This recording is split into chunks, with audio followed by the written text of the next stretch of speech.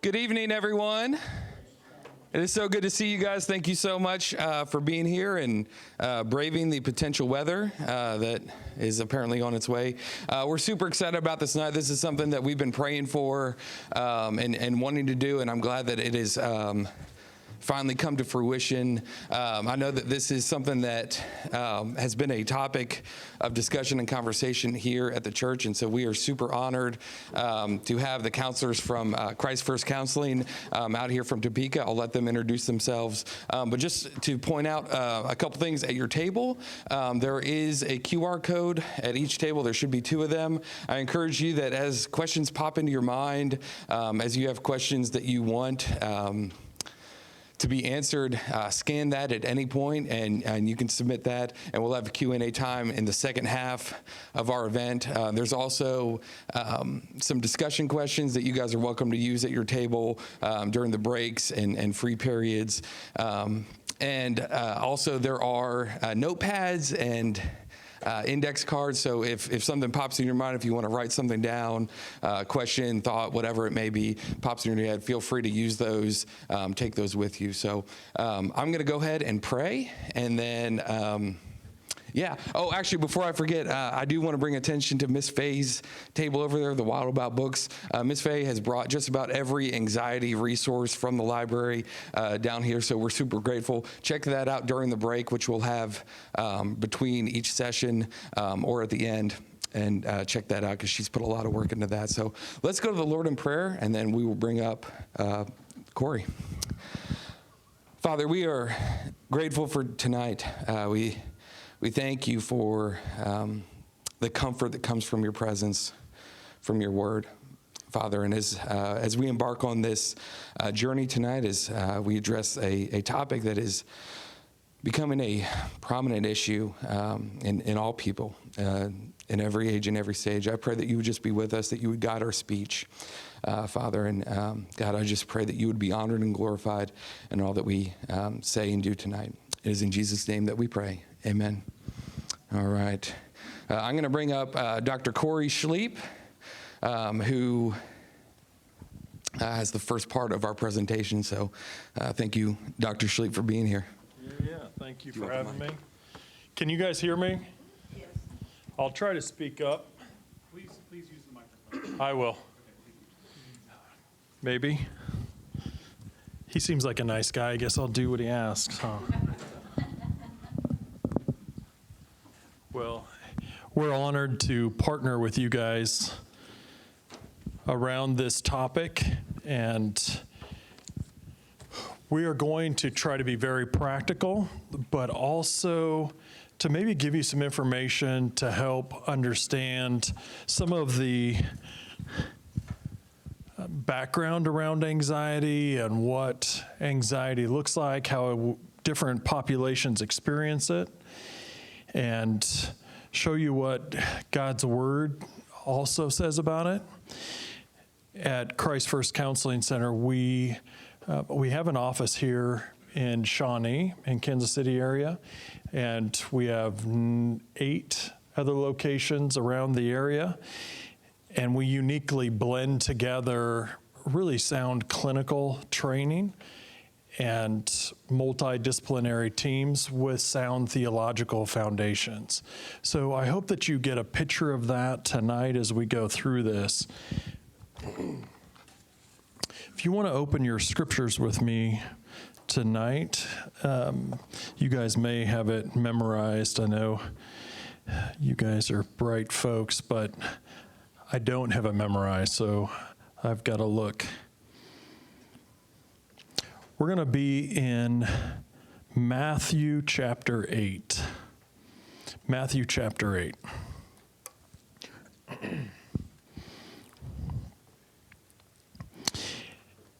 Is everybody there? Awesome. Everybody's like, yeah, we were there before you were. Great.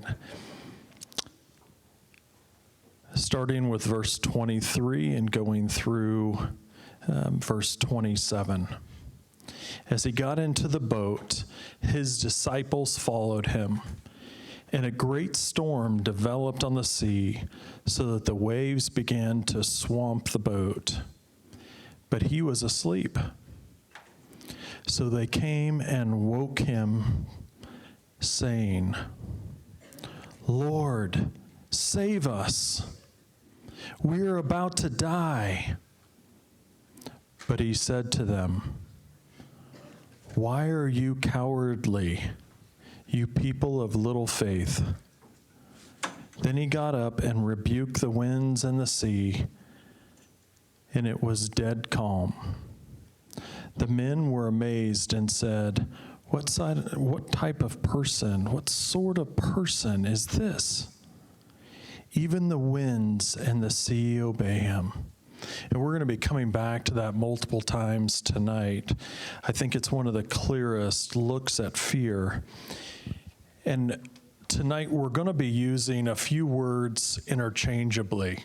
A lot of people get kind of the buzzword now is triggered, I guess, but when we think about stress, anxiety, and fear, all have very similar neurochemical responses within our system. They all respond internally about the same, and I'll tell you that they're all very real, and they are all experienced by us in some form or another. And I know that sometimes we think about we don't have anxiety because we're not hospitalized or we're not incapacitated.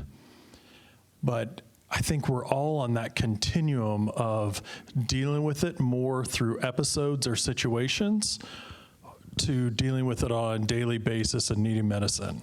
I think we're all on that continuum somewhere, especially at some point in our life.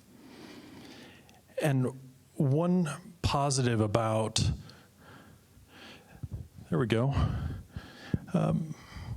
one of the positives about anxiety and fear is that it serves us well. Fear can be based completely on reality to help us to remain safe, to help avoid more fear, and to have it stop building. But it helps us to have appropriate responses to situations. And as we're going through tonight, you're going to hear from Ryan and Scott more about this, but for a minute, let's just talk about how this does impact our brains. And we're going to stay here for just a second. I guess I just forgot just to talk through all of that. That's awesome. Anxiety and fear becomes a negative when it's a mindset. When it's not just experienced and dealt with in a healthy way, when it becomes a mindset, then our brains start to see everything as fear, starts to see everything as creating anxiety. When we think through that, we think about that it becomes our imagination and our filters just get full and starts to see everything as fear and anxiety provoking.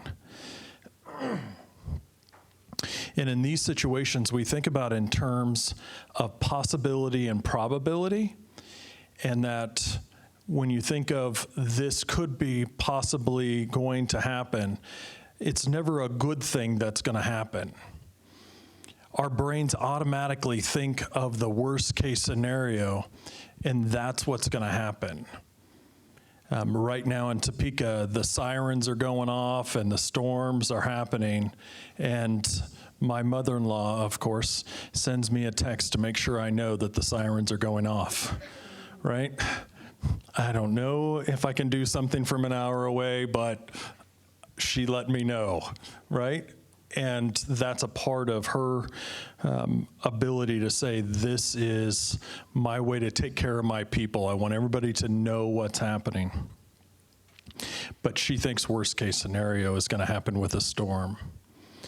And not only is it possible that the worst thing is that's going to happen, but the probability of it happening is almost 100%. Our brain doesn't differentiate between it's possible but not very likely. It's not very probable. So we think about anxiety disorders being really modeled through cue and contextual fear. And we look at stress stimulus, and our brains are like this. Some of you may have seen a hand brain design, but if you look at your hand this way, and I know, why is this guy asking me to hold my hand up? You know, some of you may be educators, but if you participate in the learning process and hold your hand like this, you're probably going to look at your hand next time and go, oh yeah, he talked about the brain. That's what that is. So play along for a little bit, and we'll all have a great laugh about it. But when we experience something, our brain that detects it as a stress stimulus, a stress cue, like a storm is brewing and you're on a boat, for example, that's a stress cue at the start. And our brains release one of some 200 different stress hormones to get you to properly respond to the stressor. This part of your hand is really the brain stem. That's where all of your involuntary behaviors of such as body temp, your there's so many different involuntary, but it's all involuntary at your brain stem, the fight, flight, freeze, all of that. When you move into this area, you're in the limbic system, and in the limbic system, you just know that you're really hacked off, but you don't know who you're hacked off at, and you don't know what to do to fix being hacked off, right? That's the clinical language for it, but you can look it up later. But above your knuckles here starts in the frontal lobe. And when you look up here, that is the last to develop. The further you go forward, the more complex the brain becomes. This is where all of your memories are stored, your training, your experiences. And as you move forward, you get into your heavy problem solving and into your heavier processing, problem solving.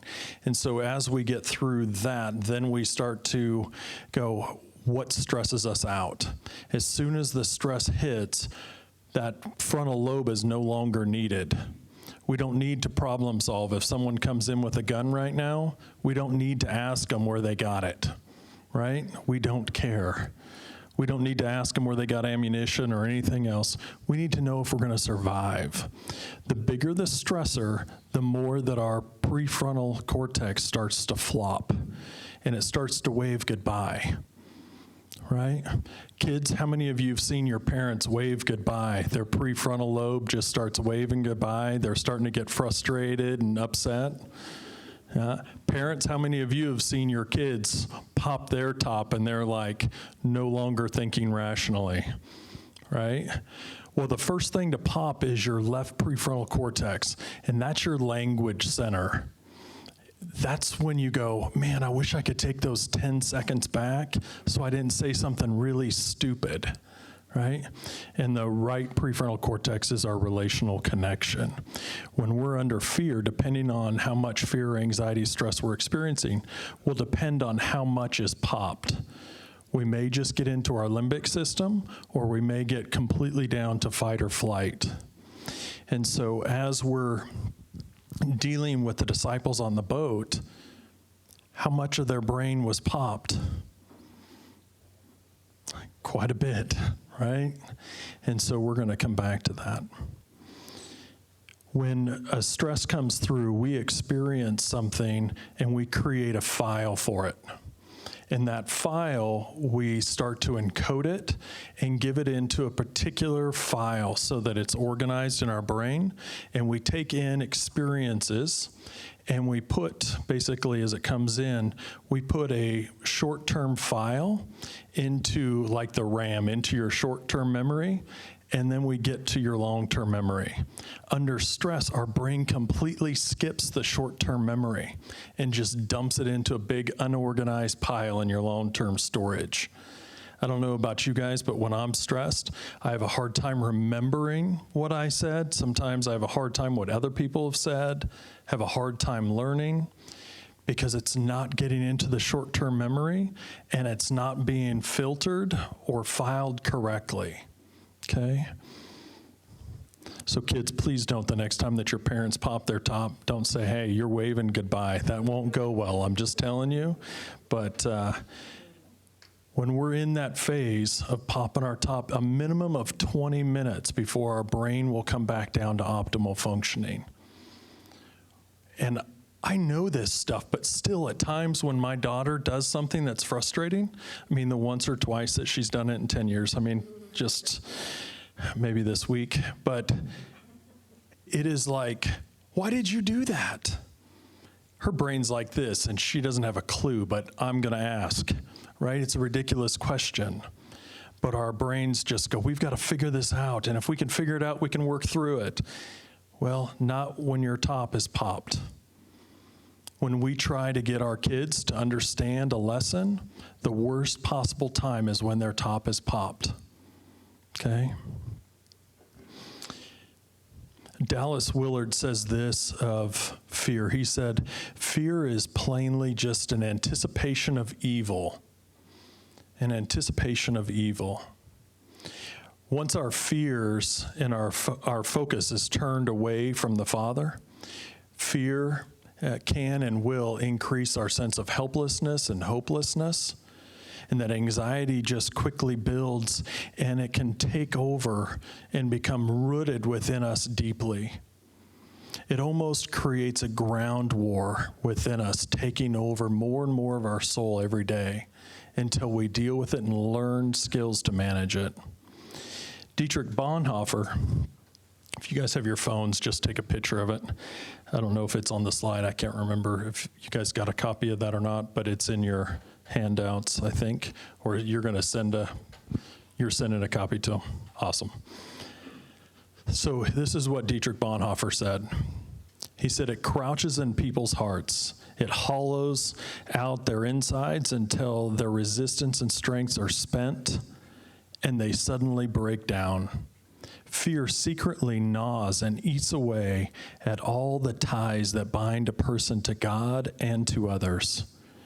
And when in a time of need, that person reaches for those ties and tries to cling to them, they break, and the individual sinks back into him or herself, helpless and despairing, while hell rejoices.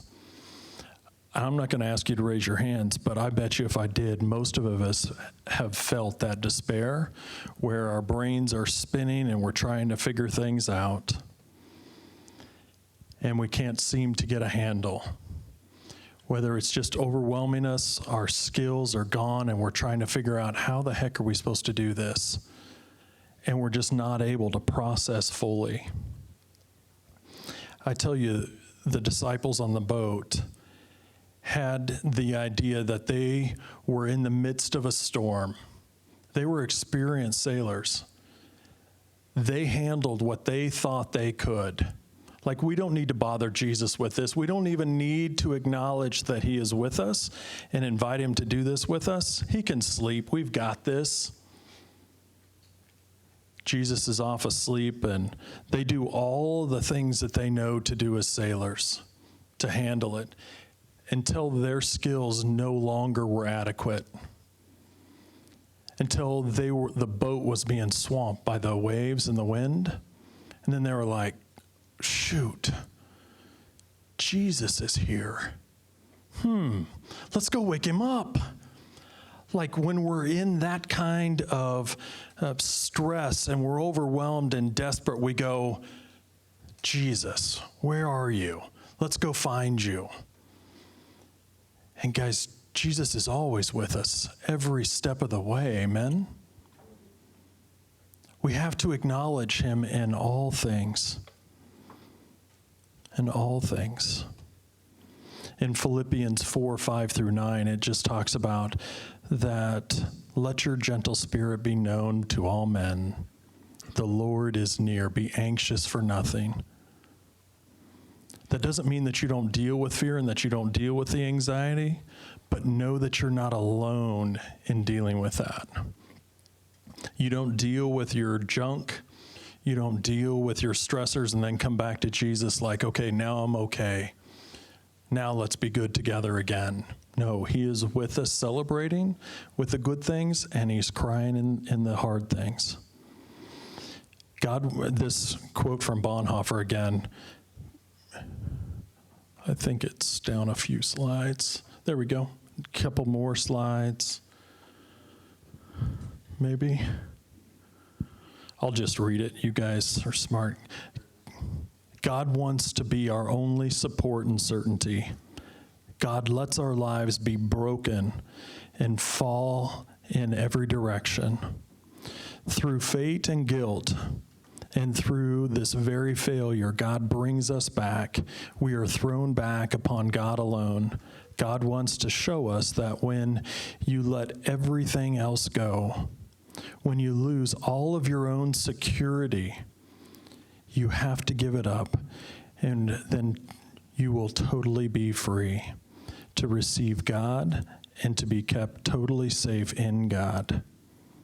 So may we understand rightly the hours of affliction and temptation, the hours in our lives when we are on the high seas.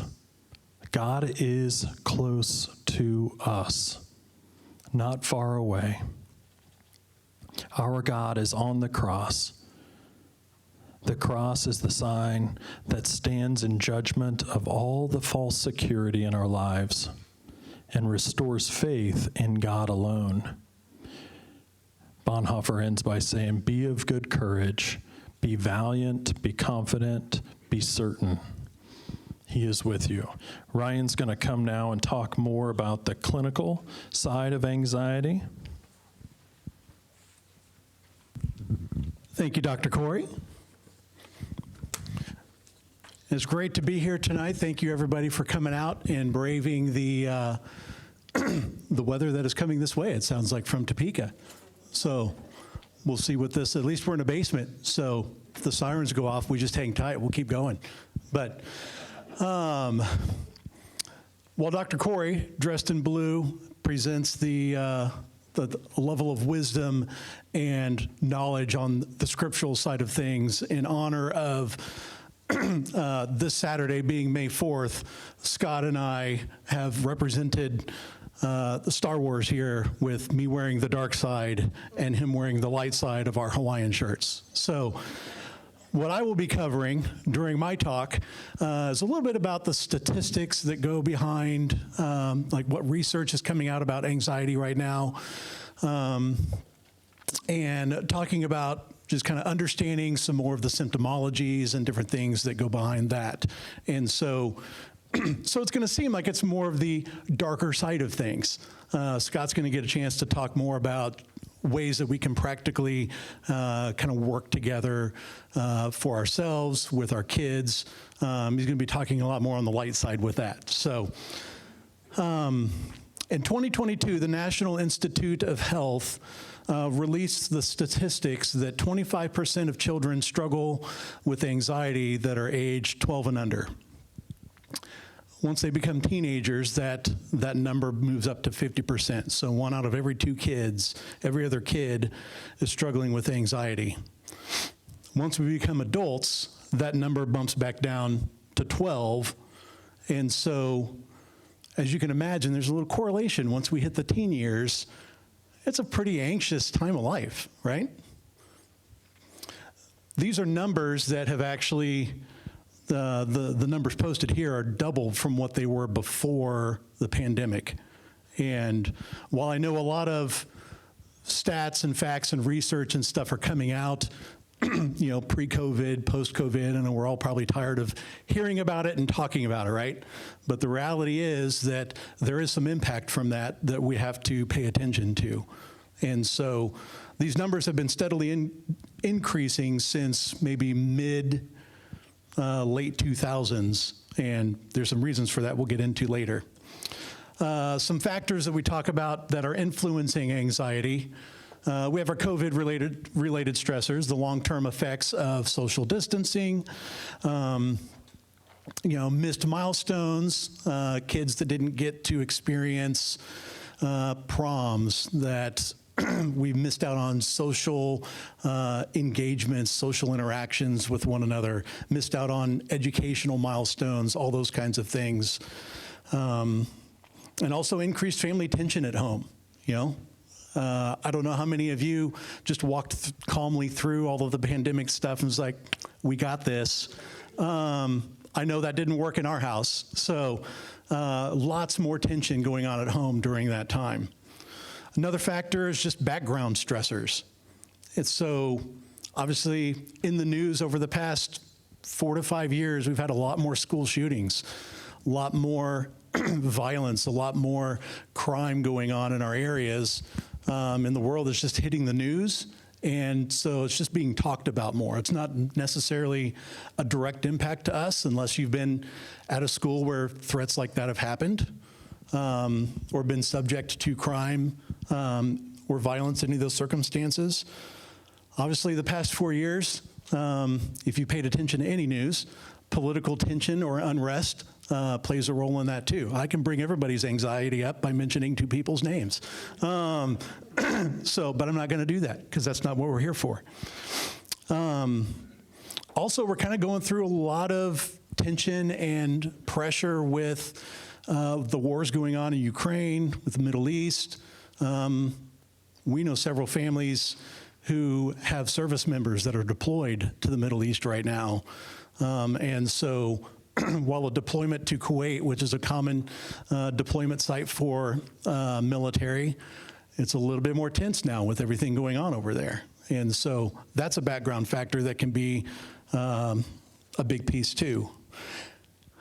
And probably the biggest factor that I would say plays a huge role in the increase of our anxieties, depressions, mental health challenges is the impacts of technology and social media. And so kids, if you want to cover your ears and not want to hear that, that's okay. It's like, no, I want my phones, I want my technology. But the reality is that the Yale School of Medicine released a study that showed that kids who had more than 3 hours of social media time a day were twice more likely at risk for developing mental health disorders. And so just 3 hours, that's all it takes. 95% of teens that were interviewed between the ages of 13 and 17 say they use social media. So pretty much all teens are using a social media of some sort. So whether that be, apparently Facebook is too old for a lot of teens now, which feels weird, but Snapchats, TikTok, Instagram, those kinds of things. I know there's a lot more out there that I can't even cover, but 1/3 of those teens reported that they are using their social media almost constantly. We are a homeschooling family, and I know some of the friends that my kids have who are in class are still texting them regularly throughout the day, which we're trying to tell our kids, like, just because you're sitting on your couch doing your schoolwork, you don't text your friends when they're at school. But the presence is there. It happens a lot. The plus side of all of this is that the reality, since the pandemic's hit, conversation about mental health awareness and taking care of ourselves has increased greatly. The terms of self-care, and we talk about work-life balance for us as adults, or school-life balance for kids, that's become a concept that's being pushed and talked about a whole lot more. So we're building some awareness around that as well. We also have a greater understanding of what anxiety is and the symptoms that go along with that influence it. And then bottom line, we're also having opportunities like this where we're coming together and we're having a conversation about it to talk about what it is. And so that being said, as we think about just how anxiety and mental health issues have impacted us throughout generations, I know there's a lot of talk about, like, okay, is this something that is just getting worse, Or is this something that's just been a challenge for this particular generation or have we always dealt with this? Is this something that all generations have dealt with? Well, the APA, American Psychological Association, reported that it's really our millennials and Gen Zers, the 20s, 30s ranges. Adults today are struggling a whole lot more with anxiety and depression than in previous generations. That 20s to 30s age group is reporting stress levels at a 6 out of 10, whereas that same survey was given to those 65 and older, and they're reporting about 3.4, 3.5 out of 10 as their stress levels. So stress levels for us as parents at this age range is getting more intense. And what's coming out with the research with that is that there's compounding factors with inflation, and talk about spotty healthcare access, the aftermath of the pandemic. But if I go off script on that a little bit, I think a little bit of that is kind of hogwash. Does anybody use that term anymore? I just did. I pulled it back out. I think a lot of this comes from the lack of family unity and the lack of us being able to have intentional and purposeful time together with our families. Lack of being able to get outside, do things, experience nature. I could go on and on. I'm not going to be off script too much because I don't want to sit here and rant and rave. So, but there's a lot of factors. Ultimately, how much are we keeping our families rooted in faith? How much are we keeping our families rooted in each other? It's fading.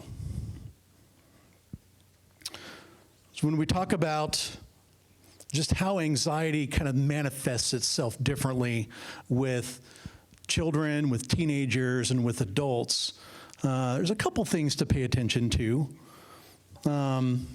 At the core, for children, talk about 12 and under, anxiety is focused a lot more kind of on an external kind of viewpoint, that we're searching for security. We need safety. We need security. We need to know that we're going to be okay. And so a lot of the fears that stir up with anxiety for that age range can commonly be categories like I'm afraid of the dark, I'm afraid of monsters, young kids, and those along those lines. As we get older, I know my 10 and 11-year-old daughters have been, over the past few weeks, probably past couple of months, having problems going to sleep because they're having dreams that something happened to mom or dad. And so those fears of something bad happening to somebody that they love is popping up more. So with teenagers, a lot of the anxiety core is more internally focused. And so it's kind of more of a confidence-seeking or confidence-building piece that we're struggling to try and overcome. And so a lot of that being rooted in perfection, that I have to do it right, and I have to do it right now. Because especially with our social media presence, if I mess up on something, I'm going to wind up on a reel, or I'm going to wind up, having a video of me passed around, failing at something miserably, and it's going to be the butt of everybody's jokes, right? So perfectionism involving sports, with the arts, whether it's music or theater. Still wrestling with that physical appearance piece, just as puberty continues and we're growing and developing. And then the added dynamics of the social relationships things that we're still trying to recover from pandemic times. And so a lot of that social isolation piece has really played out for even now 4 years later, that kids are still struggling to make some of those connections. The reality is that we as adults experience anxiety in really the same ways that children and teens do, but the biggest difference is that we as adults generally have a better idea and a better way of being able to articulate and communicate what it is that we're feeling. So the symptomology is really not all that different. You know, how many of us as adults struggle with fears or insecurities or doubts? You know, show me a confident parent and I'll show you a liar. You know, like that's, parenting is hard. And so we struggle with those things. To kind of flesh out a little bit more differences between what you might see as being like normal worry versus what we might say in the counseling world as clinically significant worry. It is not unusual, as Dr. Corey was kind of talking about, it is not uncommon to experience some sort of fear. There's a healthy benefit to that. So we talk about stress. There's de-stress, distress, which is the negative stress, and there's eustress, which is like good stress, right? You go and work out and you have exercise, you're putting your body through stress, but it's a good thing. And so not uncommon for us to be concerned, for us as parents as an example, for us to be concerned about the well-beings and the welfares of our children. But for us as adults, struggling with anxiety can involve the excessive worry or anxiety that stretches for long periods of time, so hours, days, weeks at a time. An inability to control or manage the feelings of apprehension and anxiety. Both sides, as you'll notice with those lists, both sides struggle with sleep issues, whether it's falling asleep or staying asleep. Both sides struggle with extreme fatigue. Adults will have a bit more challenges in just global functioning with our ability to concentrate on things. I don't know about you guys, but I've definitely been there. Irritability goes up, feeling on the edge and restless, and then having muscle tensions. So has anybody noticed, for us as adults, anybody noticed that like aches and pains feel worse over the past few years? Anybody feel like they're getting older fast? We're tense. That's not to say go schedule a massage. If you need to hear that, then do that.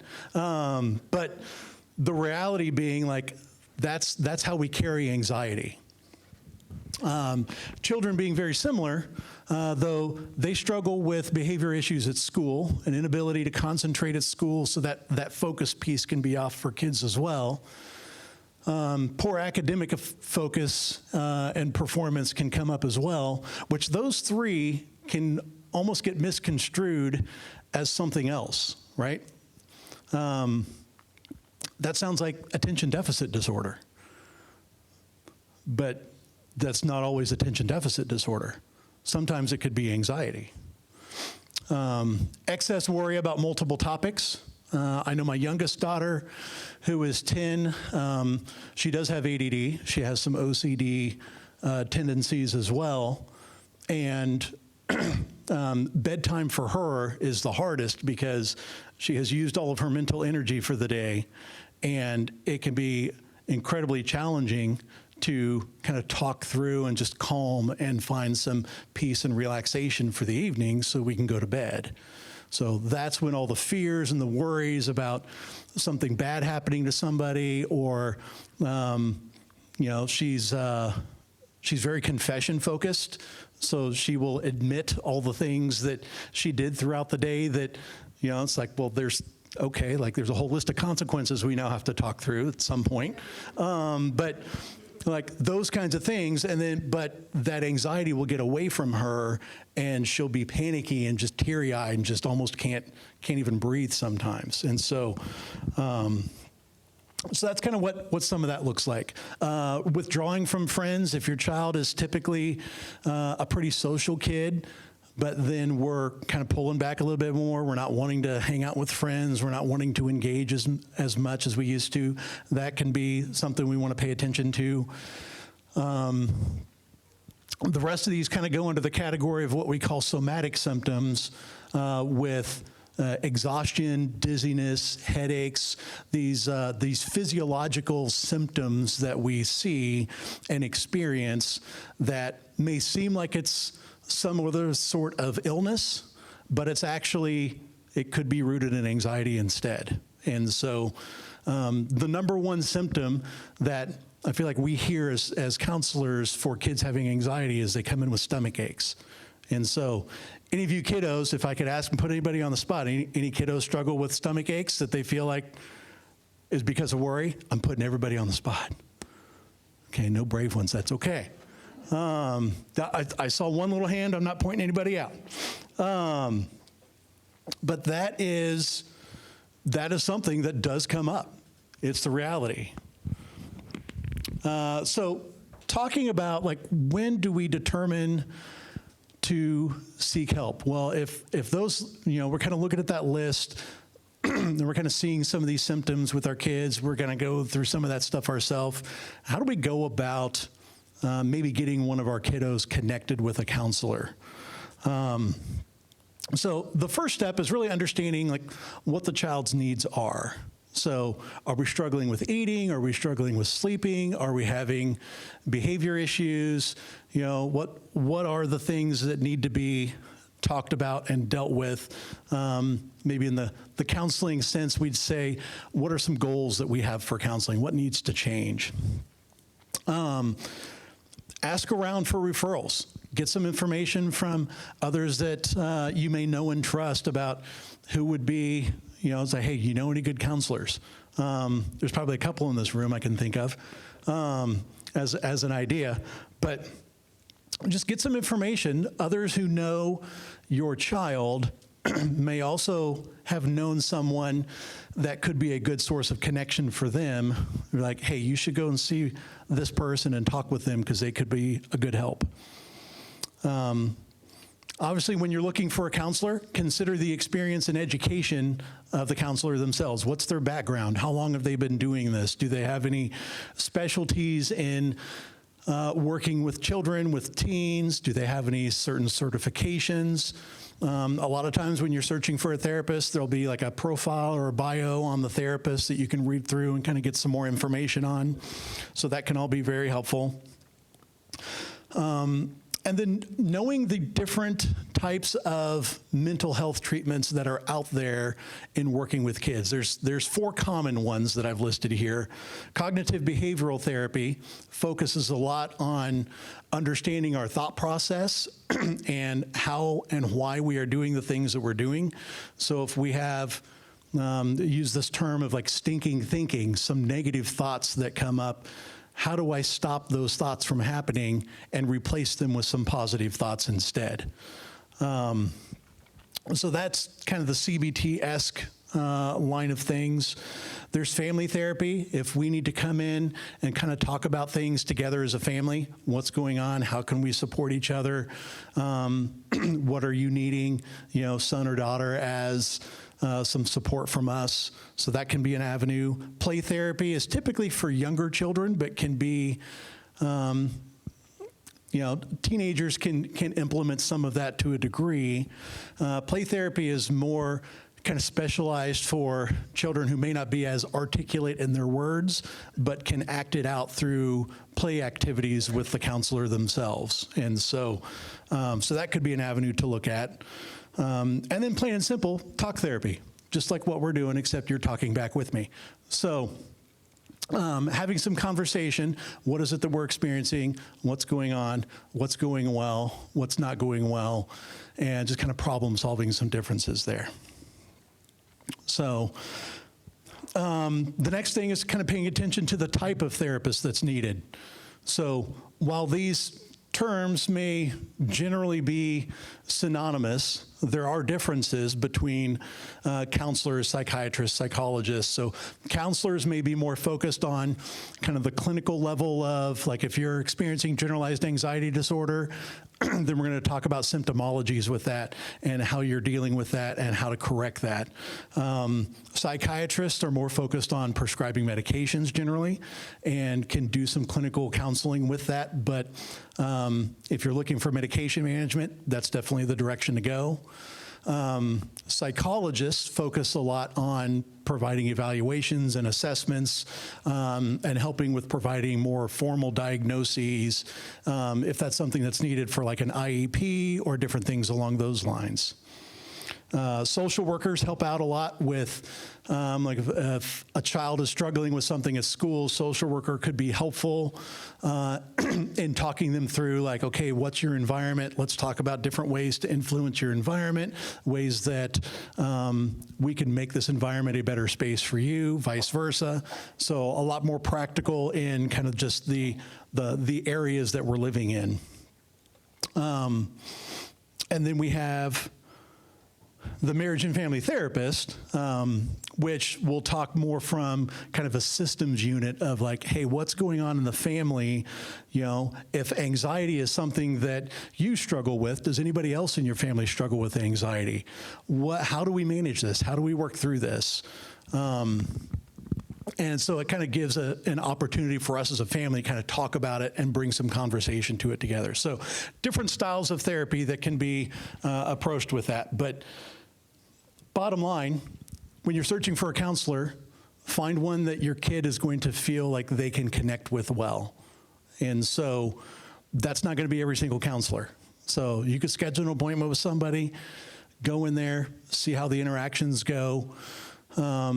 Sometimes I know when I've seen children that sometimes they'll come out and they'll be like, I hated his shirts. Like it looked ridiculous. Like I can't talk to this guy. Other times they'll come out and be like, that was a ton of fun. Like, when can we come back? I'm looking forward to talking with him again. And so kind of let your child guide that a little bit as well, so that if they're meeting with somebody they're not connected with, they're not going to open up much, right? Kind of common sense. I get that. Some book recommendations before we get ready to wrap up here on my side. I got 3 different book recommendations here, and they're all very practical in terms of how books go. I really like books. With my ADD brain, I like books that are going to give like practical steps and tools and activities that can kind of go behind that, that we can practically implement. And so got all of those on there. The next slide is about a couple of useful websites that so one of my licenses is a marriage and family therapist. So me being very family focused, I always recommend these 2 sites to families. One of them is the Screenagers movie. Has anybody heard of Screenagers? Okay, got a few head nods. Delaney Rustan is a lady who went through medical school and did her research on the impacts of technology on youth. And then she made a documentary out of it, and it was brilliant, and it was so effective that she ended up doing 2 more. So there's 3 total that are out there now. The Screenagers movie website has information about where you can sign up to like go and view a screening. They're usually like community group type areas. I was on a discussion panel at Johnson County Community College for one a few years ago. So they want to do public screenings with those, but they also have resources, this Tech Tips Tuesday, where some conversation comes out. It's focused on helping us as parents and us as kids. So I'm speaking this to the kids as well, for us to find ways to have conversation about technology itself and what's good and what's bad. And so her effort, her goal is to try to help bridge that gap so that we can create conversation about, hey, how would you know when you are struggling with being on your phone too much? How would you know when you're having too much time? How would you know how comfortable do you feel like you can come to one of us when somebody's not being kind, through a social media outlet of some sort, and just creating dialogue about that. So brilliant resource in my opinion. The Family Dinner Project is also one of my favorites because mealtime is one of the best times to get together and connect as a family. The whole idea of breaking bread together.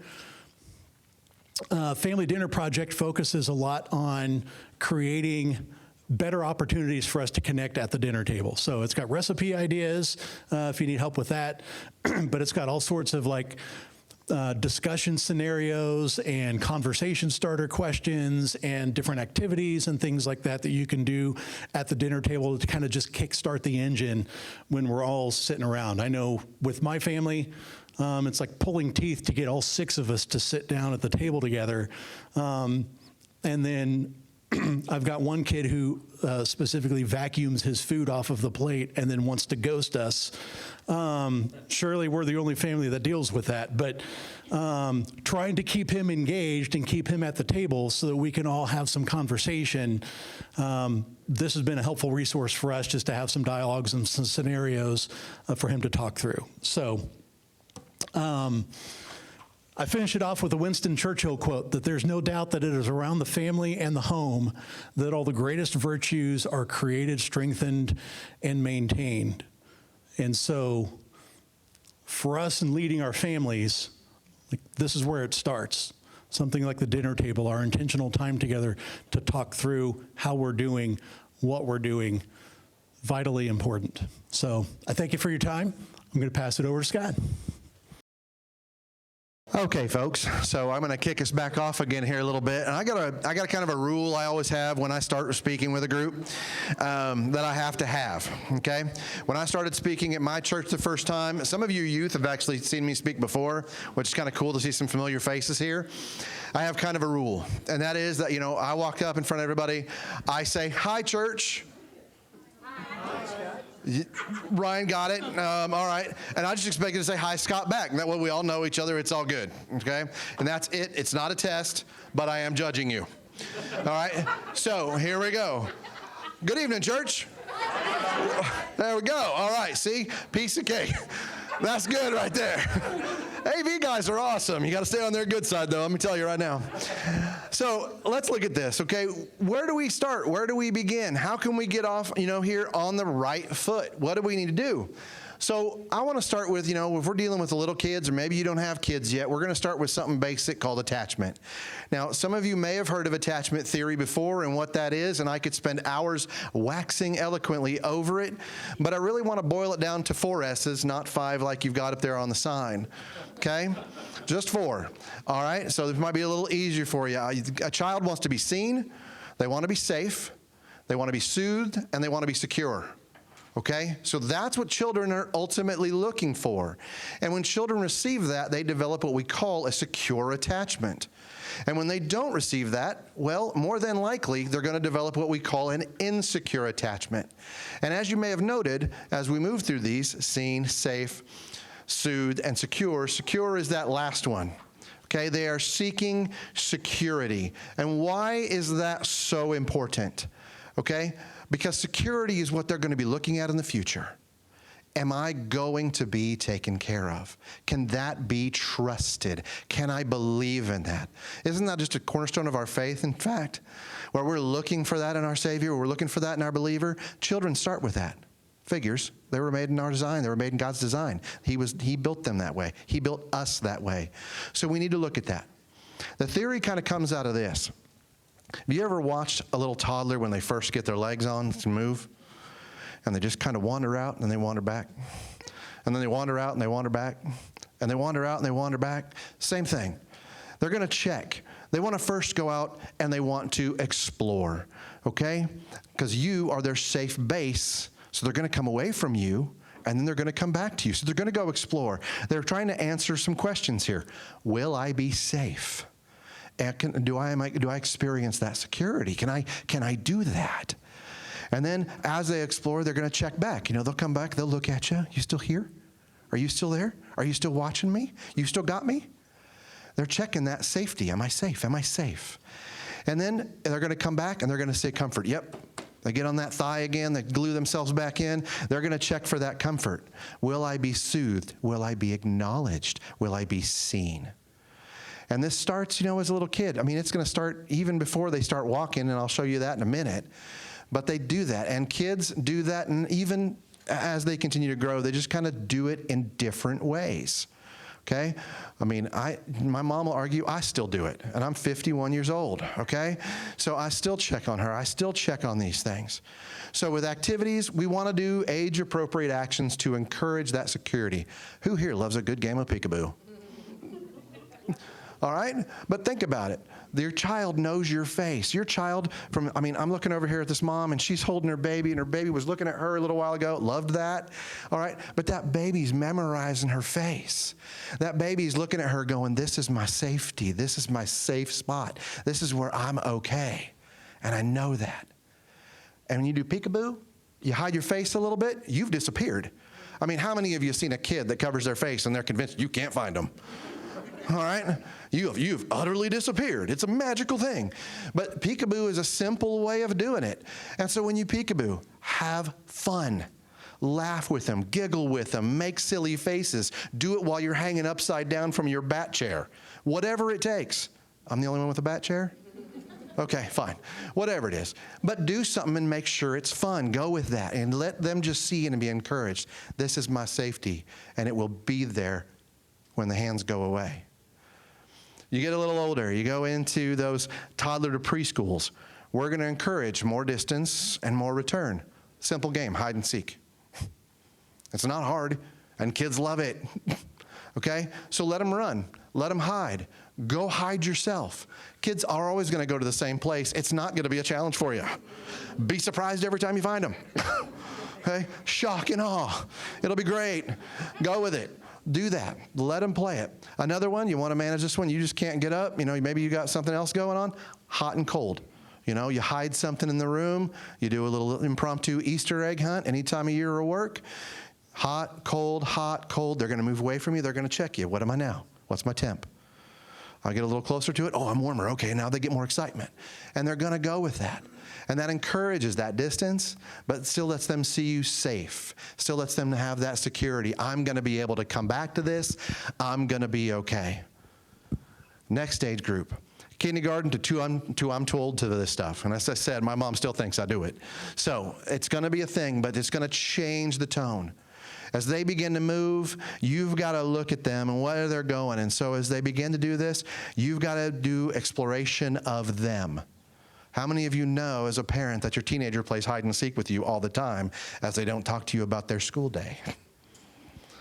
As they don't talk to you about what happened with a test or with a friend or with maybe their job or maybe that new scratch on the side of the car.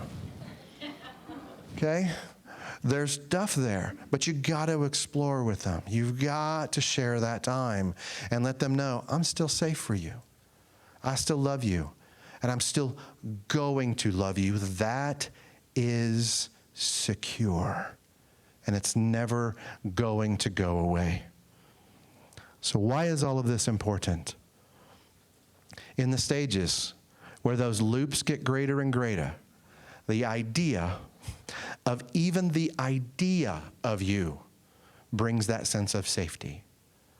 My mom may not be able to be here tonight. She might be in the storms in Topeka, but I know she still loves me. That's never going to be in doubt.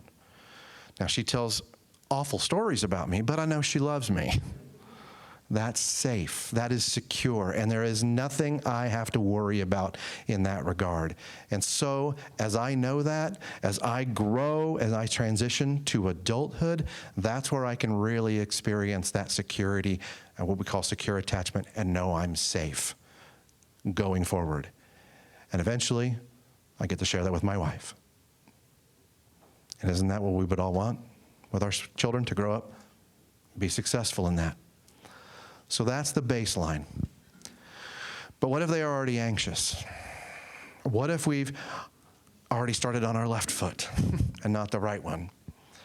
Well, we regulate ourselves first. How many everybody here has ever ridden on an airplane? I use this example all the time. How many have ever ridden on an airplane? Okay, you have sat through a safety briefing then. Okay, put on your seatbelt when you're not walking around. Keep your feet out of the aisles. Listen to the folks next to you. Try not to sleep on the person you don't know. Basic things. But the other one they talk about is if the cabin depressurizes. What do they tell you when the cabin depressurizes? Put your mask on first. That's absolutely right. Put your mask on first. Why? You got to take care of your baby, right? You got to take care of your child. You may have to take care of your spouse, whatever it is. You got to do that. Why? Because if you fail to get theirs on, you've also failed to get yours on, and both people will suffer.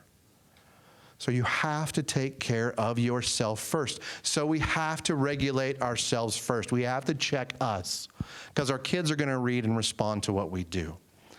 Neuroception up here is a fancy way of saying that our minds are always on paying attention for danger. We're always looking. Where is danger? Where is danger? Where is danger? Now, our kids can learn that really, really hard. If we're anxious, you're going to develop anxious children because they're going to read you and they're going to think, okay, the world's not safe. I'm not safe. I've got a problem the whole time. I'm going to mess things up. So we've got to be careful and we've got to pay attention to what it is we're teaching because the kids are going to learn it. Okay? It is more caught than taught. Do as I say, not as I do. And yet kids do all the time because we did. And we've got to be aware of that. So we've got to watch that. The next thing is it matter, you might be in an anxious situation, you might be in a difficult place, but you got to check your presence. And when I say check my presence, I'm going to look, how am I responding here? Am I elevated or am I calm? Am I feeling really tense? Am I speaking at the speed of Mountain Dew? Or am I chill? And I can bring my kid down quite a bit if I can maintain my calm, if I can check myself and I can lean into that. So we definitely want to be able to lean into that. I like the example of this because kids, I'm going to bet looks from your parents. And I'm going to bet even the adults here can recall looking back and thinking about a way your parents might have checked you. In our church, Miss Elaine's pastor's wife, she plays the piano, and she, does her thing every week, no big deal. And as I was privileged to lead our youth group, I was sitting right behind a few of our youth, and Cameron being one of them, Cameron being pastor's and Elaine's son. And Cameron had bought a friend that week. And Cameron was chit-chatting with that friend when he should not have been. Y'all know what's coming. Because I'd heard about this look from Miss Elaine. I had never seen it. And I'm going to tell you, I was just sitting behind the boy that received the look, and I felt like I was going to die. Okay? He lived. He's in good health. All right? But your kids know, okay? So check your presence. He had every right to be afraid at that point. So check that. Know where you're at. You don't want your kid to be feeding off of that. And that last thing is breathe. Okay? And I want to teach you guys a little simple something here. You already got to learn a little bit of the power move and bye-byes, okay? And you want to remember that. But I also want you to remember this. We're going to change the air pressure in the room here a second. I'm going to ask you to just breathe in. I'm going to ask you to hold it. I'm going to ask you to breathe out. And I'm going to ask you to hold it. We call this four-square breathing, okay? Breathe in, stop, breathe out, stop. And the idea is that's the one area of our nervous system we can really control. And if we can control that area of our nervous system, it begins to influence the other areas. It begins to slow them down. And it gets this to go away a little bit faster. So everybody just kind of breathe out. Now breathe in.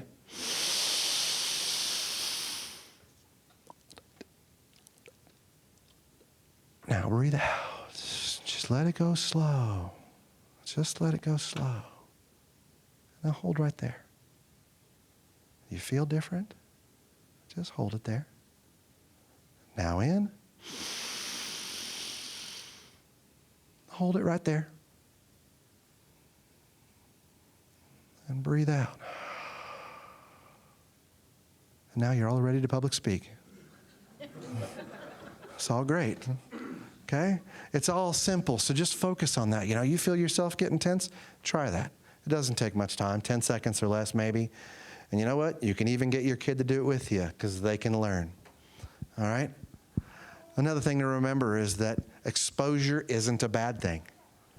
If your child is experiencing difficulties, if they're experiencing something that they're really stressed about, experience isn't bad, it's an opportunity. All right? So first, let's work with a plan because we're going to go into this.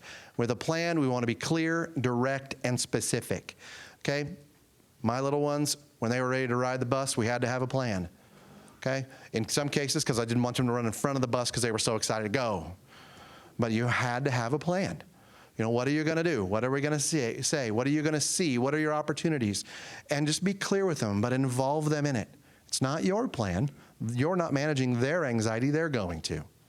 even if the anxiety is too much excitement or joy and other things, but manage them through it. Help them, guide them. Let them learn.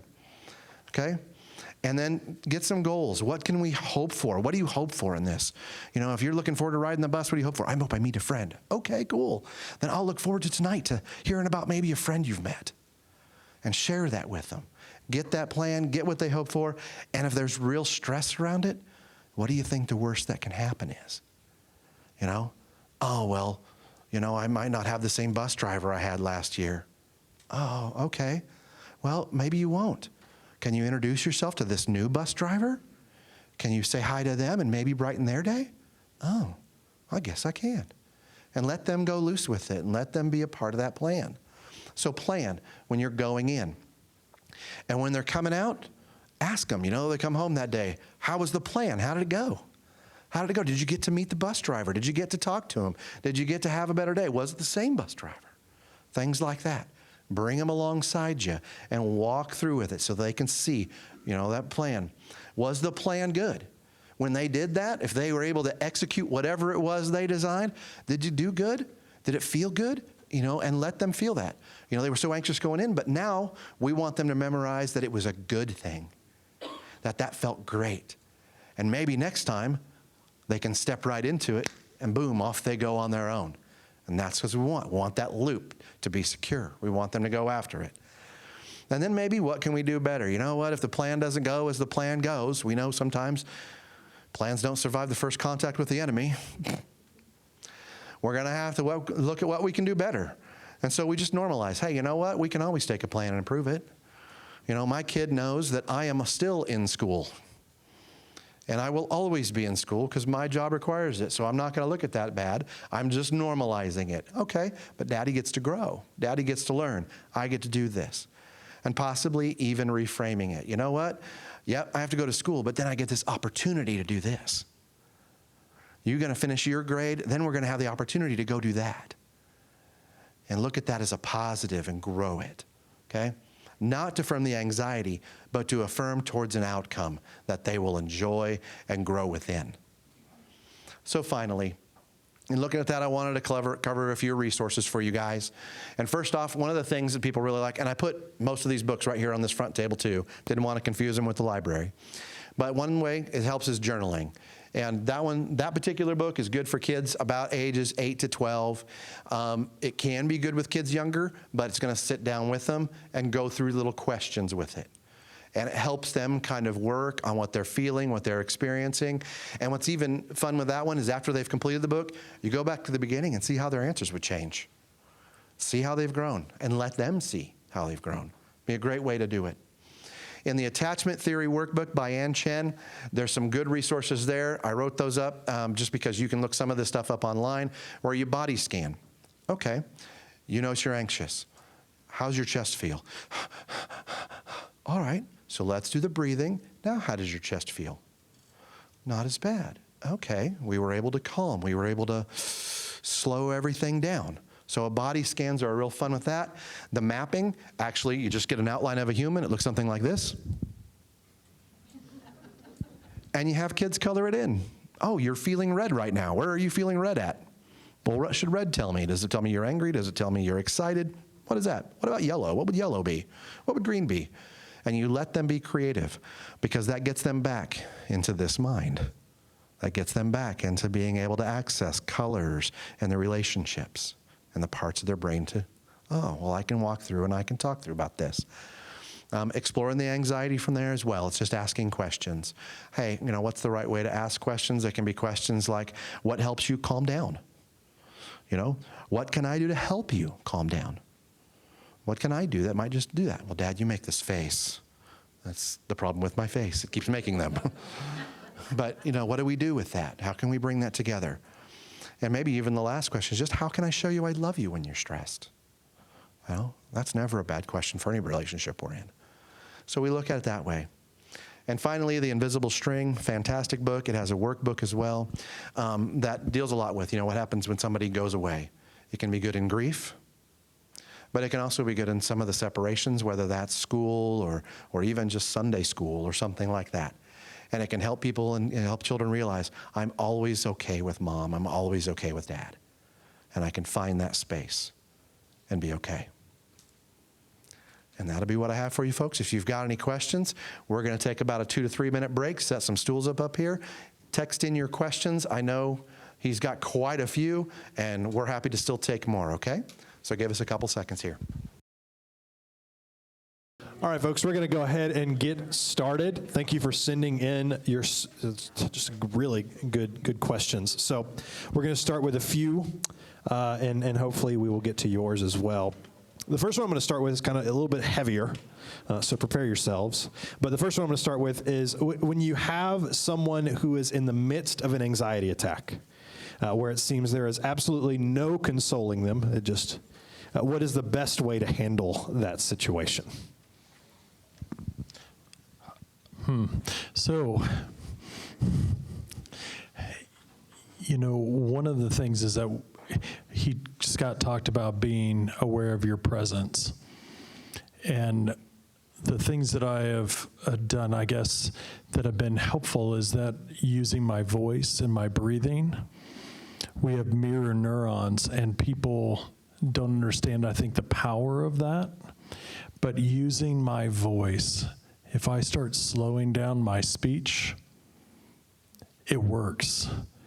And if you think about the hand brain, if we come to people who are anxious and we tell them to calm down, you need to relax, calm down, right? All they're going to do is just pop their top a little bit more, and then you pop your top and it's off to the races in parenting. Now, if you're talking about your spouse, the best thing to do for me, from my point of view, is that we talk about those things when things are okay. When it's not in the middle of conflict, when it's not in the middle of an anxious moment, and say, when you become anxious, what is most helpful? And we start talking about that stuff rather than predicting like everything's going to be rainbows and bunny rabbits all the time. We say, what happens when things go sideways? What works best? But I think being able to know, gosh, it's going to take a minimum of 20 minutes. And if they're having a panic attack, a true panic attack is different from just someone who is highly anxious. If somebody is having a true panic attack, they may start dissociating if it gets worse, if it gets bad enough. And you have to be able to see, actually put your eyes on them. What do you notice about their eyes? Do they feel like they're fully present with you, or do they feel vacant? If they're vacant, then sometimes touch is good, just a brief touch to bring them and ground them back in. Sometimes that's the worst thing to do. And so you have to know some of those things about the personalities of the people closest to you. I think being able, again, having a plan going in for yourself, that I don't have to have the right words, I don't have the right answers all the time, and it's not my job to fix them. I want to bring Jesus into the middle of that situation. Sometimes just simply praying and being a non-anxious presence in the middle of an anxious situation can do wonders. Anything else, guys? I think you said it all. He covered it. The doc covered it. We're good. All right. Is there a link? I'm going to get a little more technical here. Is there a link between anxiety and ADD or ADHD? I know I can speak to that one. Yes, it is not uncommon for those diagnosed with ADD, ADHD to also experience anxiety as a piece of it. And so I know for me, I've got myself, 2 of my children that have ADD. Anxiety is definitely a part of our lives and our existence. But if it's a chicken and the egg kind of thing, I'm not sure which one comes first, right? And so, but there is a correlation there, but that doesn't mean that ADD always is associated with anxiety, or that anxiety is always associated back and forth. So they can intermingle, but not always. And there are times where disorders are kind of disguised. And I was talking with the ministry group here a little bit ago, and we were talking about how sometimes anxiety can show up like depression. You know, I'm so anxious about everything, I'm afraid to do things, so I withdraw. And sometimes, you know, depression can show up as anxiety. I'm so low, people aren't going to like me, and things like that. So I won't be involved in different things. And so there's a lot of things where we can say diagnoses are co-occurring, or one thing can look like another. It makes diagnosing a real joy in our profession, but it's why we constantly review. It's why we constantly check, and why we do that. So there is, what Ryan said, definitely correlation, but that doesn't mean it's causal. It doesn't mean that causes it to happen. Awesome. Scott, kind of back to your presentation about attachment and everything. What's the solution if you have a child, or if you have who hasn't really progressed past the safe stage of a base attachment? If you have a toddler, if you have a whatever it may be in there, they're still not quite attached. There's still no safety there that they feel. How do you progress past that? In some cases, that's a dual parent thing, where you can, you know, take the child by the hand, and if we were considering the loops, okay, one parent walks with the child, so you're safe with me, but then look back to the other parent to reflect into that. And that's one way that you can kind of begin to build that. And then, you know, mom and dad can stand together, and the child can experience the same. And it has to be kind of purposeful. You know, you do kind of construct and build it as the child identifies their need. But you find different ways to expand those loops and spend time in the loop with them. And that, I mean, like I said, leading them around like that would be one way. Or even, you know, blending hide and seek and things like that. I had foster children at one point. I could hide behind the pole, jump out from behind the pole. That was a simple way of doing it. You know, show them the affirmation, show them the love, show them I'm going to be present, and keep affirming that. And some kids take a lot more coats of paint than others, so to speak, but you just go for it and you just work on it. And the big key there is going to be love is patient. I would say that building that secure attachment is a trust building process as well. Consistency, predictability. And there's some fun games, depends on how old.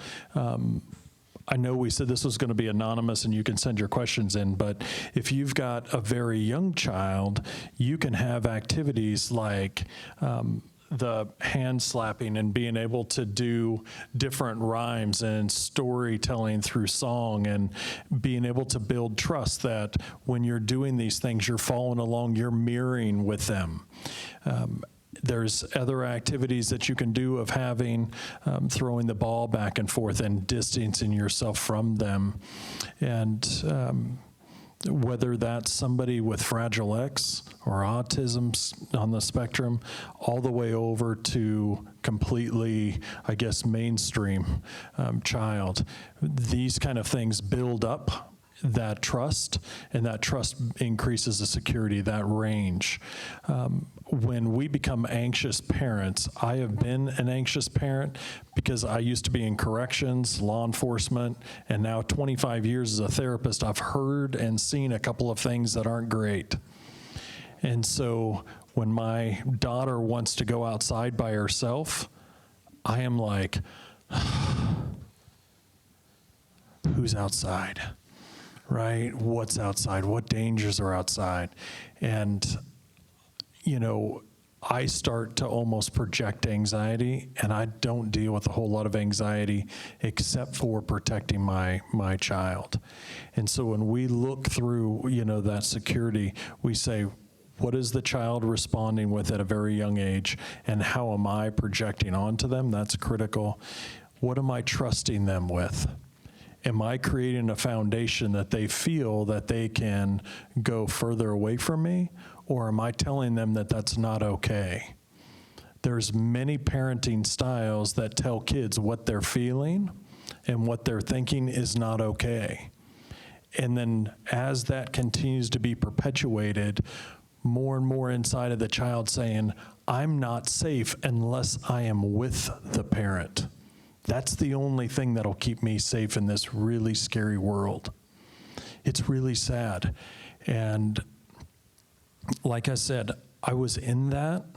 It took us 16 years to have a kid. And so when I got a kid, I was like, right, I'm going to be, watching and protecting everything.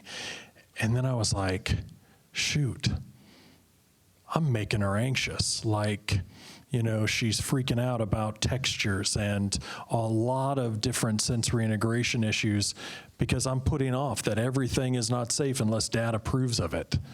And I'm going, shoot. And so I've had to do a lot of work to actually create a secure foundation for her to leave from. And teaching 2- and 3-year-old Sunday school class, you see that parent that comes in, drops their kid off, and then they leave, and they do that like 1,000 times in 45 minutes. And the kid's like, this must be really scary.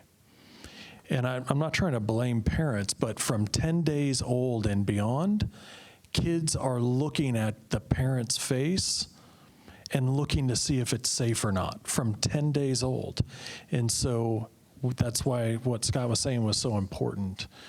What are we doing to provide that so that we say, go explore, I'm here.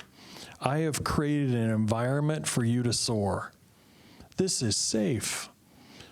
Don't go out of the cul-de-sac, Here are the boundaries that are safe, and we keep expanding that for them, and we help them plan and think through that, okay? What if I'm a parent? Because I'm the total opposite. I'm like, yeah, he'll be fine. This will be great. What if I'm a parent that probably needs to be a little more anxious about my child? What if I'm the guy? We did a podcast, and Tracy, Kevin, and I, and it was on Sissy Goff's book actually, and I was kind of like, yep, not anxious about that. Yep, not anxious about that. Then I got to wonder, should I be anxious about that? Should I care more? Is he going to be okay if I don't, what if I'm that parent? How do I grow that within me?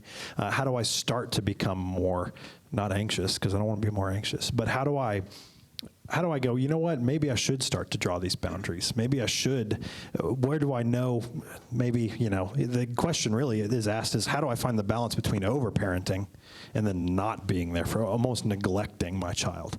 How do I tell when that boundary hits? I think that is the beauty of being together as husband and wife, where we can balance each other out with that. Because I'm the exact same way. I will like, oh, the kid's running with a saw? Cool, let's just see what happens, He'll learn. Figure it out. It might hurt, but he'll only learn it once.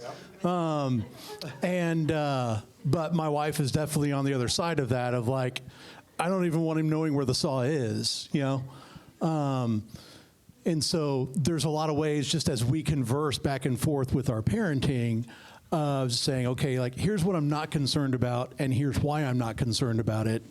But it's valuable for me to know what you are concerned about and why. And so somewhere in between you and me is a happy medium, and it may take a couple of argumentations for us to get there, but we'll get there. It's like my wife is an only child, always had presence with her parents, so she was never left unsupervised. My best friend was the oldest of 6. There were 5 boys. It was not uncommon for the 6-year-old sibling to be 60 foot up in the cottonwood tree in their front yard, just because he said he could do it. And, like, mom would have an aneurysm, but, it's like, I don't want my kid up there in the tree, but the rest of us thought it was cool. They're like, look, he hasn't died yet, And so there's that happy balance that goes back and forth. We got to keep talking about it. And the book recommendation I would make is The Anxious Generation. It just came out just a month ago. And, it talked about a playground that is overly secure, with all the rules clearly delineated like that. And I think we created an environment that is so secure that the kids are never going to have an opportunity to learn from each other and the peer interactions. They're not going to have an opportunity to fail. They're not going to have an opportunity to experience pain. They're not going to have an opportunity really to explore beyond what they thought they could before. And the playgrounds where I grew up, were like real metal, right? And there was huge slides that probably be outlawed today, right? And in the middle of summertime, they would be hot, right? Slides. Metal slides, and like you darn near burn flesh off when you go down. And I'll be darned, I survived, and I learned what was safe and what it wasn't. And if I got hot doing something, I had to figure out a plan. And the amount of time that we spend and allow kids to be unsupervised is really important. They need that time. Absolutely need it. Nothing, Scott? Awesome. You got it. I was going to say, with that, I think there's also a difference between the supervised and monitoring, where supervising is like being right next to them and sitting there and watching them, where monitoring is, I'm in the house and I'm looking out the window and I got an eye on them. They may not know that I'm watching them, but yeah, to point that out. Yeah, to go back to the monitoring idea. My son Shane, he's now 12. He was about 2. I'm out back grilling. I know he's in the backyard. The backyard's fenced in. He's not big enough to open the gate. But things got quiet. You know how that goes? And I'm like, what's he doing? So I poked my head around the corner, and he has climbed up on the swing set. Totally cool, right? He's sitting there. The slide goes this way. He's looking that way. And he walks up the side, looks, and then just jumps. It's only this tall. Now, y'all seen the Photoshop things where you feel like you threw your kid 20 foot in the air. And that's what I just kind of saw. And I'm like, I could yell and scream and run at him. That's not going to be good. He gets up. He walks up. Okay, cool. I'm monitoring. He walks back around, climbs back up, gets over there, and just jumps off. Not even question it now. And I'm like, oh, well, this is kind of awesome. I'm never telling his mom. and that's fine. We have secrets. I hope she's not watching tonight. But that's, and letting kids kind of explore and have that. So he was knowing and figuring out, I can safe and do this. So there, I would not have expected that. Kids are going to do strange things, 60-foot cottonwood tree, but we kind of got to let them. And, there's times where they've got to experience a little bit of pain. They can't have that fragility. Ellie was my now 18-year-old graduating, and I'm not ready for that.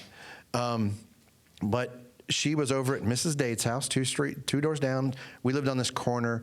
Mrs. Dade's had this slope, and you know what it's like to get a kid on a bike in a slope, okay? She's got her helmet. I've got the protection in place. She's doing what she should do. She gets to the top. She's ready, set, go. She's down that driveway as fast as she can possibly pedal. She should have turned. She did not. She hit the curb on the other side. She flips over the handlebars, smashes in the front tire, and then the curb. I'm a dad. I'm standing on the curb, chatting with another dad. I feel everything in me go screaming forward. And I did not. I did this. You okay? She rolled a little bit, got up, shook it off like that. I'm good, Dad. There's a scratch down her leg. She skinned it and fierce. But she was new. Oh, I'm okay. Got on the bike and was gone. Nothing was going to stop that. Got to let our kids experience a little bit of trouble. Got to let them. And so they build that resiliency and they can move forward and be strong. We're never going to get off this. We're never getting off this question, ever. But it's interesting. I had a guy in my office the other day, him and his wife, and they were in their early 50s. And she was the helicopter parent. And again, I feel like I'm a recovering helicopter parent. And so completely justified in my parental, completely. But what's crazy is that she was like, I can't believe that you don't pay attention to this. I can't believe that you don't do this. And in there, it was like, there's a right way and a wrong way to do everything. And her husband just didn't know and was pretty unresponsive. And his emotional range was like this. And, so we started talking, and she would get really fired up, like, you must not care about our kids' health and safety. Again, bandwidth. And we started talking about it, and I asked him, so how were you comforted as a child? Did anybody ask you what you thought or felt? His answer to that was like, I don't know. I don't know who comforted me or nurtured me. I don't know. I guess my mom and dad, but I don't remember any specific instances of that. And I said, well, what would happen if you got really angry? And he goes, I didn't. And I'm like, okay, tell me what that means. What does that look like? And he said, all I remember is that every time I started to have a bigger emotion, either I was really happy or if I was really hacked off, he used some different language, but he was like, my parents would both say, go to your room until you can come out under control. Go to your room until you can come out under control. So what does he do? He figured out a way to stay under control all the time. And control just meant I don't give a flip about anything on the outside. I may have feelings on the inside, but I'm not going to let you know that. And when we think about what we're wanting out of our kids, we think about the end and keep that in mind to go, what do we want them to think about their own emotional experiences, not just, the anxiousness, but the full range of emotions, and how do we help them with that? How does our response to them, like what Scott was saying, standing there rather than rushing them, and being able to say, hey, tell me, what are you feeling? I'm noticing that it looks like you're really upset. Is that what you're feeling, right? But yet, I'm not going to be someone that's going to tell them that they have to leave the room until they can get their junk together and then come back, right? I don't want emotions to be dangerous. I want them to be a way that they can explore the world around them. This is how this makes me feel. This is what I think about this. My daughter gets so tired of me asking, I think. Being a therapist kid, I think there needs to be a support group or something. Amen. But they need a therapist. But it's that idea of going, tell me what's something that went really well today that you really enjoyed. What did you learn today? I ask my daughter a ton of questions, and I say, what's the hard thing that you did today? Oh, we had to run a mile today, Dad. This was yesterday. We had to run a mile. Oh, my goodness. It's like death is happening to her, right? And she's like, do you remember having to run that?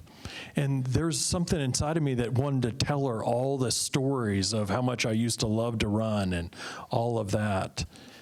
But instead, I just kept asking questions. So, what did the teachers say? How did they respond? How did your peers respond? Because I wanted to hear how she was perceiving her environment, because I wanted her to start thinking about that stuff. I think that helps build that secure base, that she can tell me about anything, but also that all of her thoughts and feelings are two things. They're valid and they have value, right? And if any person comes into my office, if any, my family members, that's the number one thing I want for them, is that they know that I'm valuing what they say and what they feel, but also that it's valid. So. I'm just kidding. You sure? Is there a support group for kids whose dads were pastors and then became counselors? We could work on that. Okay, yeah, because I think I need it. On the other side of what we've been talking about is a trend that our ministry staff has kind of picked up on from social media and from many other books, and that's a trend called gentle parenting. And then we talked to you guys a little bit about that, and it's all over Instagram. It's all over every social media platform. First off, what is gentle parenting, and if you can define it, and then how does that affect our kids' anxiety? How does that have a bad effect, I believe, on our children and their anxiety levels? Corey really wants to answer this one, I can tell. No, I just talked a bunch. Okay. To be fair, you guys are about the first place I've heard of it. I've just seen little bits and pieces of it. Oh. From what I understand, is that the idea is that there's just really no repercussions for anything a child experiences. Now let's think about this. Now, I just want to put this at the basics. If you want to build muscle, what do you have to do? You have to go to the gym, work out, do something, get some resistance. Okay? Whatever it is, you have to. So if that's true of our physical bodies, what are we going to do with our emotions or our mental state? Do we just naturally get smarter over age? Not typically. We've got to run into some difficulties and some experiences. We've got to mentally work out. Gentle parenting seems to me to forget that. And so children have to experience consequences. In order to have safety, you've kind of got to understand that there are things that are unsafe. And if that is the case, that you climbed up the 60-foot cottonwood tree, fell out, and maybe broke your leg, you're going to have to look and go, okay, that's a consequence. And there are some very big natural consequences out there. My daughter's first speeding ticket, the natural consequence of it is she got to pay for it. She was unhappy. Too bad. You got to learn that. You've got to. Okay? You watched your dad get a speeding ticket, and you were very impressed with how he handled himself. Did I pay it? Yes. Did I complain? No. The police officer actually gave me a discount. It was awesome. Nice guy discount. I'm charming. So that's too much. But we've got to let kids experience things. And we've got to, as we've covered earlier, you've got to let kids experience some of this to build the resiliency. My kids know they are never going to beat their father in a board game unless they actually beat their father in a board game. I am never going to let them win at Monopoly. I will take all their money and I will gloat. Okay? Because the world's going to do that to them. And so I want my kids to win legit. And when they win, I'm going to tell you what, Shane, he's 12. He's still telling stories about the games he beats me at. Can't remember a single loss, but he remembers when he won. And if that's the case, cool. He's figuring it out and going and growing. So gentle parenting may be the latest trend. I think anything that is just grossly permissive with folks, no matter the age, is going to be a problem. Okay? It's not where we were designed. I would say that it's just the new word. Nothing's new under the sun. I mean, it feels like laissez-faire parenting to me is what I have always kind of connected it to since that new fad began.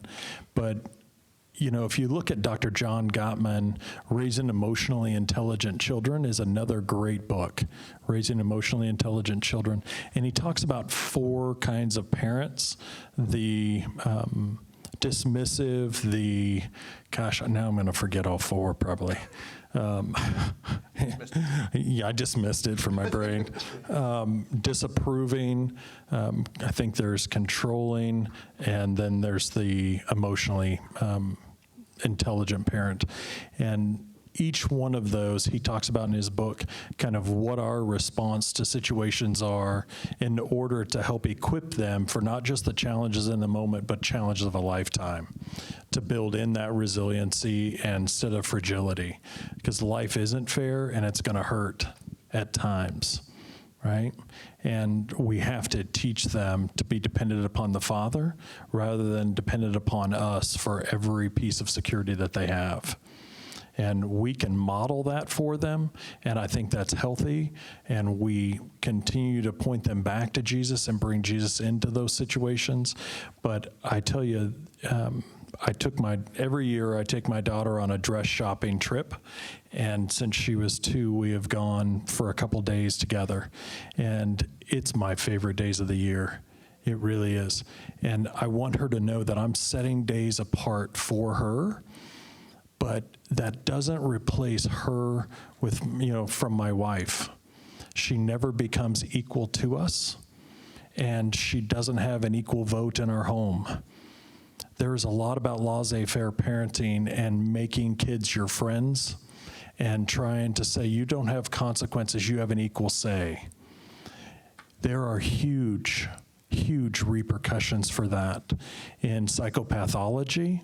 And as that develops into narcissism, and you were about to say that, weren't you? Yeah.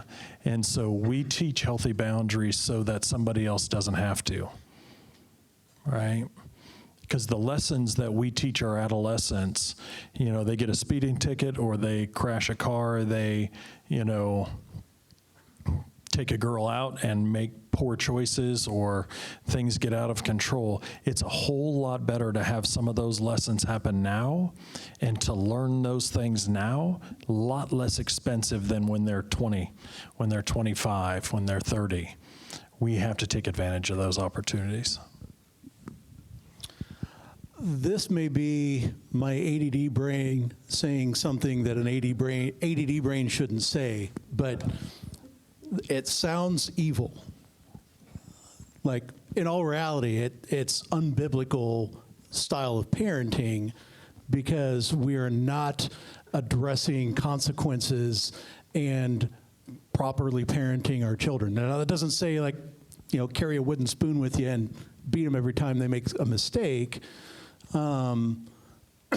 But I think, not engaging the discipline process and doing what really God has bestowed to us as parents as a gift of raising our children and speaking into them, it's letting the enemy have the stronghold and to take over and let whatever the behavior is that starts from sin fester.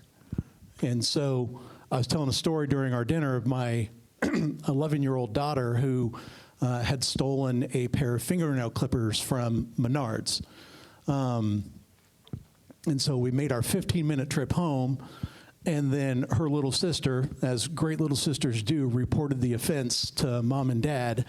And so once this came out, had a conversation with her.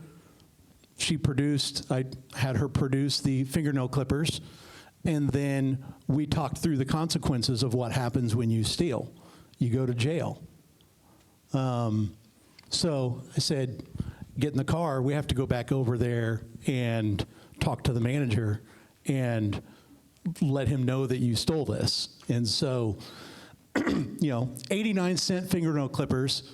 We get in the car, driving my little Toyota Corolla I had at the time, the 15-minute trip back over there to Menards, and she's just sad and whimpering and crying in the back seat and saying, I don't want to go to jail.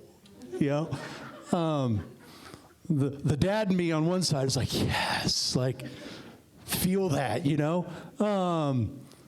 But we got there, and I took her by the hand. I said, we are doing this together. We went in. We asked for the manager. By that time, she was up in my arms, so I was holding her. She couldn't face him. But when he came over, I said, my daughter has something she needs to tell you. And all she could do was put the fingernail clippers on the counter. And he's like, okay. And so pulled us aside, had some conversation, explained to her that when people steal from his store, they go to jail. And then reiterated to her, it sounds like you kind of learned your lesson already by Dad bringing you back over here. And yes, sir. He's like, I'm going to let you go this one time. Said, but do not steal from my store again. And so, the release of the burden, the grace that she was given with that. We had a whole conversation on the drive home about just how God forgives in those kinds of moments as well, and it turned into a spiritual lesson. So it's beautiful. Yeah. Guys, thanks so much. There's a ton of questions that I didn't ask, and many of them are about when is counseling right for my kid?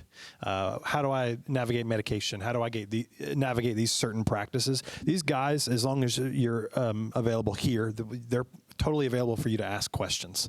If you want to come and ask those specific questions specific to your context and your environment and your child, that's what they do best.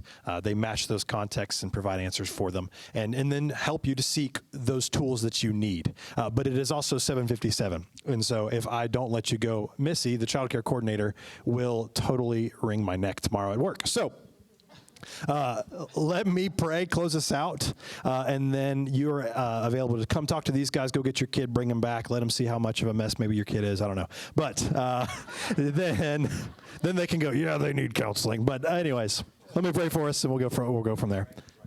Me? No. Well, I already know that one. Yeah, I already know he's prone for it. Yeah. Well, for Missy, yeah, I'm always anxious. Yeah, but. Let's pray. Dear Heavenly Father, we thank you so much for this time that you've given us to really study what anxiety is, Lord, how your word is not ignorant of what it is, how Christ was not ignorant of what it is, Lord, but how also the body of Christ shouldn't be ignorant of what it is, and how we should come together and understand it and help each other alongside those who struggle with it, Lord. Help us to seek those things out. Help us to encourage those who need help, and help us also to find our trust in you in those times. In Jesus' name I pray, amen. All right, thank you guys. Give these guys a hand.